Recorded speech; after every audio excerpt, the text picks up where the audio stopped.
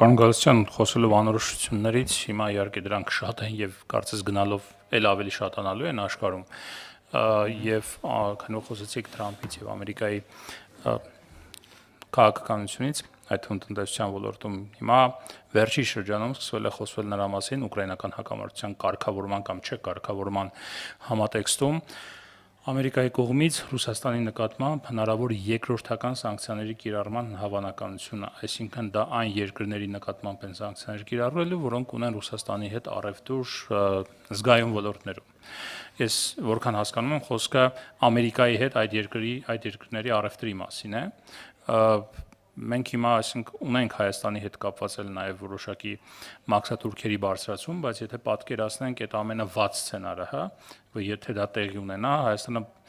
բազմաթիվ թելերով կապված է եւ կախված է Ռուսաստանի տնտեսությունից, էներգետիկայից սկսած մինչեւ դրամական փոխանցումներ, ֆինանսական եւ այլն։ Արդյոք դիտարկում եք այս սցենարը եւ ինչ հնարավոր ազդեցություն կարող ունենալ Հայաստանի տնտեսության վրա։ Ես մի երկու բառ ասեմ նաև այդ Ամերիկայի IMF-ի ու Համաշխարհային բանկի այս կառնանային նստաշրջանի ժամանակ ամենաշատ կիրառվող բառը դա անորոշությունն էր, uncertainty, այսինքն ցանկացած խոսակցություն, որը որ սկսվում էր ցանկացած բանախոսի կողմից, այդ բառը առաջին նախադասության ամենագլխավոր մեխն էր, որովհետև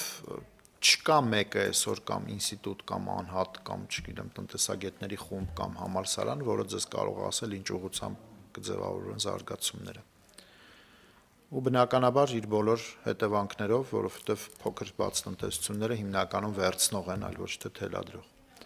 Այդ տեսանկյունից աշխարհաքաղաքական կամ աշխարհատնտեսական զարգացումները առավել անկանխատեսելի են, որովհետև մի պահին մենք լսում ենք, որ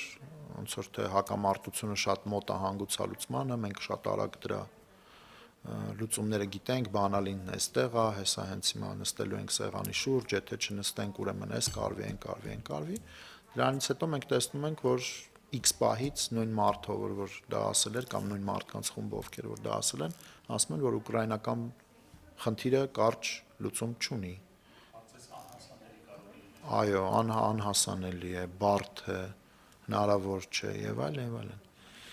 Ուստի մենք մեր սցենարների մեջ նայում ենք երկու հնարավոր ելք, ենթադրենք կամ երեք հնարավոր ելք ռուս-ուկրաինական հակամարտության լուծում դրական առումով, այսինքն կողմերը համաձայնության են գալիս որոշակի առումով, որի արդյունքում նաեւ դրան հետևում է դրական սենտիմենտը, որը արդեն մենք ռուսական ռուբլու փոխարժեքի մեջ որոշակիորեն տեսնում ենք։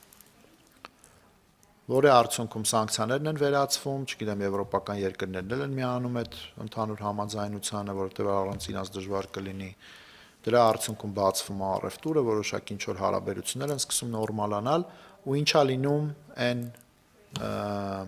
ֆինանսական հոսքերի հետ, որոնք որ Հայաստանով են եկել կամ Հայաստանում են։ 1. Երկրորդը հակառակ սցենարը, երբ որ տեղի է ունենում մի իրավիճակ, որ Ամերիկան ընդհակառակը չի կարողանում երկու կողմերին բերել բանակցությունների սեղանի շուրջ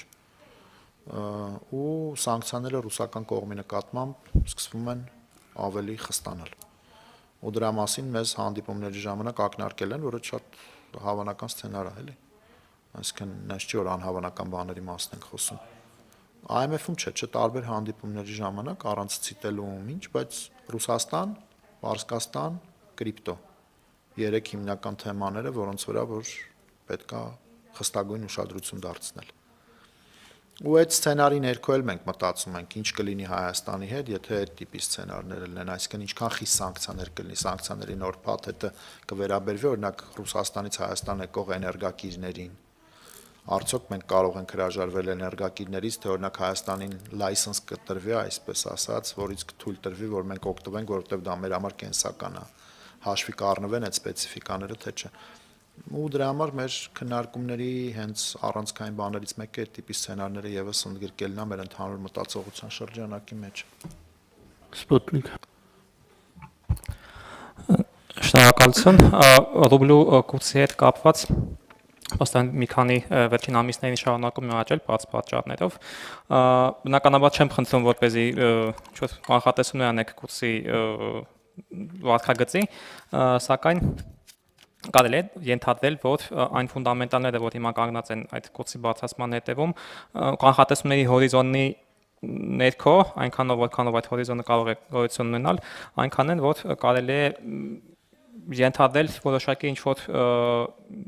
ինչ որ ժամկետում դրանց պահպանում եւ որպես հետևանք գնաճային լրացուցիչ ճնշում ռուսական ապրանքների ներմուծման դեպքում գների բարձրացմամբ, քանի որ ռուբլին աճել է, եւ որպես հակառակ հետևանք մեր արտահանողների խնդիրները ավելի կթեթևանան ռուսական շուկայում եւ տուրիստական հոսքերը գոն այս մասով կարող են որպես գործոն նրանց համար կարող է որպես դրական գործոն լինել, արդյոք նման ենթադրություններ կարելի է անել։ Այն ինչի մասին խոսեցիք ու դուք չանվանեցիք իրան այլ ասցիք գործոն, դա երևի գնաճն է, որը առանցքային է ձեր նկարագրած ընդհանուր սցենարի ներքո։ Ռուսաստանում դեռևս բավականին բարձր գնաճ կա ֆունդամենտալ տեսանկյունից, համ գնաճն է բարձր, համ սպասումներն են դեռևս, չնայած նվազում են սպասումները, բայց այնուամենայնիվ դեռևս շատ ավելի բարձր են, քան իրենց թարգեթը թիրախը։ Այդ պարագայում ու այդ պատճառով նաև Ռուսաստանի կենտրոնական բանկը չնայած հսկայական ճնշումների բանկի վրա ի պատիվ իրենց տոկոսադրույքը պահեց 21%-ի վրա։ Ես կարծում եմ, որ Մարշալուսի թվարկած սցենարների ներքո բավականին մեծ ֆունդամենտալների փոփոխություն կարող է լինել նաև Ռուսաստանում։ Որտեղ մի բան է, երբ որ Ռուսաստանի տնտեսությունը գնում է արդեն զարգացման կամ վերաինտեգրման կամ ինչ որ դրական սցենարով, մի բան է, երբ որ քո վրա սանկցիաները ավելի են խստացնում,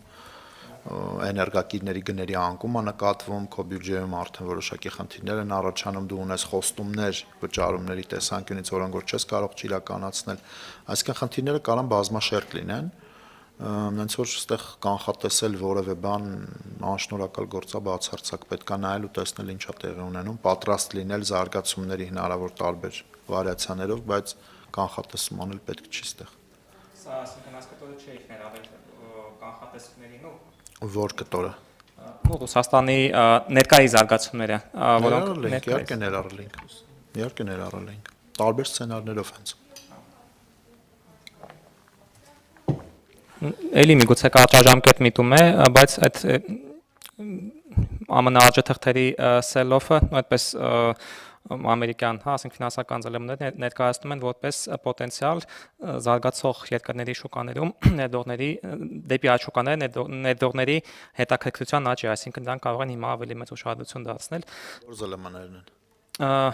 NBC-ի մոտ եմ տեսել օրինակ։ Սա դիտարկել եք որպես հնարավորություն մեր ֆինանսական շուկայի արտարժույթի ներհոսքի եւ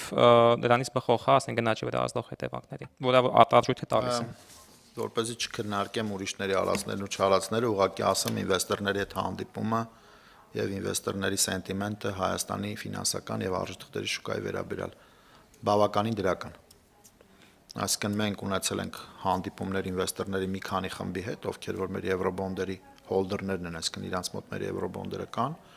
իրանք շատ լավ են տրամադրված Հայաստանի տնտեսության զարգացման եւ հեռանկարների հետ կապված հարցերի վերաբերյալ։ Արդյոք դա կբերի հավելյալ ներդրումների Հայաստանում, հասկանում եք, չէ՞, այնտեղ տրիլիոնների մասն ենք խոսում, այստեղ մի քանի 10 միլիոն, 20 միլիոնի մասն ենք խոսում, մեր համար ոչ մի բան է։ Չկա այսօրվա դրությամբ, պետք է արդեն անձնական տեսակետ եմ ասում, չկա, ես չեմ տեսնում այսօր շուկա, կլինի եվրոպականը, կլինի չինականը կամ ճապոնականը, որը կարողանա կլանել Ամերիկայի խորությունը չունեն ոչ մեկ, այսինքն եթե այնտեղից պետք է արտահոսի գնա ինչ որ միտեղ, ես այդ ինչ որ միտեղը հələ որ չեմ տեսնում։ Ուր պետք է արտահոսի, ընդհանրենք 3 տրիլիոն դոլար սուվերեն ֆոնդերը կամ ինչ որ մեկը որոշում է ներդրում անի, որտեղ է անելու։ Չգիտեմ։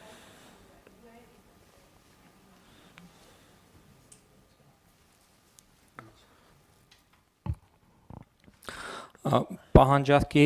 թուլացման ռիսկեր ցույց տեսնում եք միայն ծառայությունների ոլորտում, թե նաև ապրանքների առևտրի, զուտ այդպես առաջին հայացքից ոչ մասնագիտական կարող է թվալ, որ այստեղ դինամիկան կարող է ինչ-որ առժամանակ շարունակվել ակտիվ, հաշվի առնելով սպառողական վարկերի դինամիկան, այն որ միշտ շեշտել եք, որ ապրանքների սպառումը, որը հետևում է հիպոթեկին, ստեղծում է լրացուցիչ պահանջարկ եւ նաև Արցախի մեր հայրենակիցների տեղափոխումը այստեղ, որը լրացուցիչ էլի ծախսեր է ստեղծում տնտեսության մեջ։ Արդյոք նկատում եք ռիսկեր նաև ապրանքների առևտրի նվազման։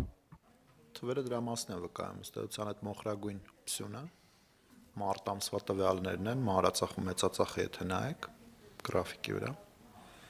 1.1% 6.6-ի համեմատ եւ 12.5-ի համեմատ 5.2, վարը եթե համեմատենք մարտի հետ, այսինքն